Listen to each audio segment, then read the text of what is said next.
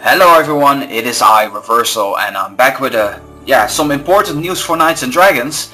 In this video we will be talking about the new patch. And the new patch has been announced for the 10th of February. And before we get into that, I want to apologize for the fact that I'm bringing you guys 2 videos today. However, I do feel that I need to bring out this video as soon as I can because it's very important. So instead of making the news update like 20 to 30 minutes long, I will just dedicate this video to it. And if you guys want to see the patch note, please check the description below or click the annotation that's showing right now for more information. It should lead you to the forum. In the meantime, I'm just gonna show you some gameplay footage. It's totally unrelated to the subject, and I do want to point out that the patch is only available for Android, so I'm very sorry towards my iOS viewers, but I hope you guys will get this patch soon as well. So let's just jump right into it. The patch is announced for the 10th of February. I do want to point out that I find it a little bit worrying what this patch is going to be all about. The first note basically tells me guild gifting will be available. You will be capable of gifting legendaries to your guildmates. Now, the way I see it, it's kind of worrying because I think that is going to bring a huge imbalance in the game. And the way I see it is basically you will be capable of gifting anyone in your guild legendary, and it doesn't matter who that person is. If it's a level 100 person or level 10 person, if it's in your guild, you will be capable of giving that person a legendary. So I feel that in a way it's really going to unbalance the arena.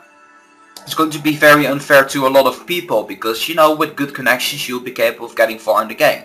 Now, I'm not saying, and by any means, you know, you feel free to discuss this in the comment section below, because I would really like to see you guys' opinion about this matter. But by any means, I'm not saying this is going to be the way. I'm just saying this would be a possibility to make the game for what it is. So yeah, that's kind of weird to me, to be honest. Another thing that I've been thinking of is the fact that it would have been in a way that you need to earn points. I don't know if there's like anything that they would add, like a point system in which, like, no matter how active you are, you're going to get points, and that way you'll be able to trade it away, or even gems or gold or something like that. To be honest, I really have no idea how they're going to do this, but I'm very curious to see as they are going to pull this one off, because there's a lot of uproar probably about this, and I know a lot of people have been suggesting trading to come out, but I'm personally very skeptical about that because I just don't like that way. I really think it's going to end up destroying the game in one sense or another.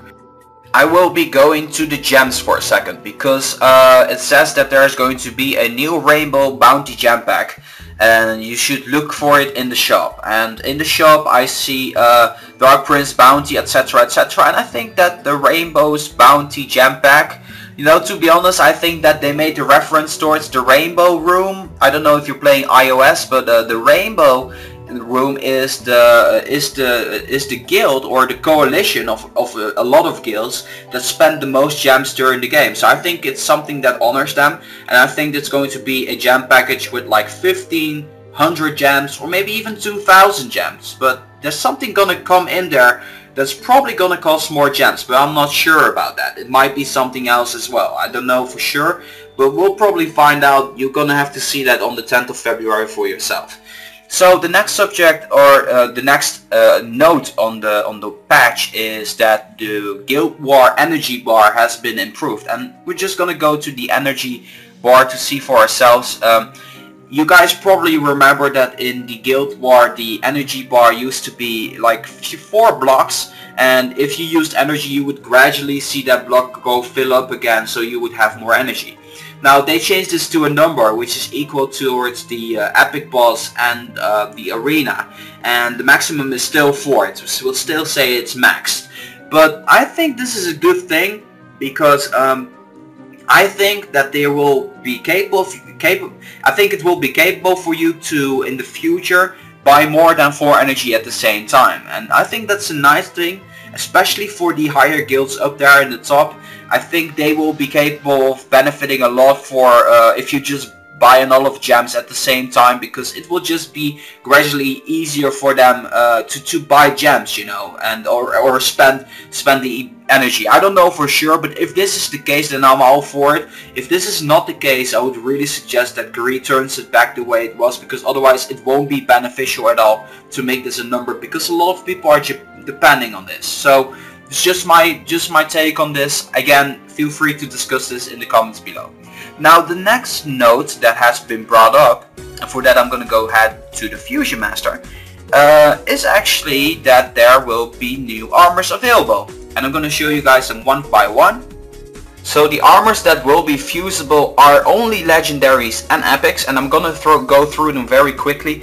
The first one is the Witch's Robes, the second one is the Horseman's Battlegear, the third one is the Aegis of the Wyvern, the third one is the Behemoth Vanguard, and then we have two epics, and the first epic is the Arborsteel Vanguard and the Northerners Battlegear. And actually already note that the Northerners Battlegear is fusible right now, because a friend of mine had got it, but I'm not going to stand responsible for any failed fusions that are gonna happen right now.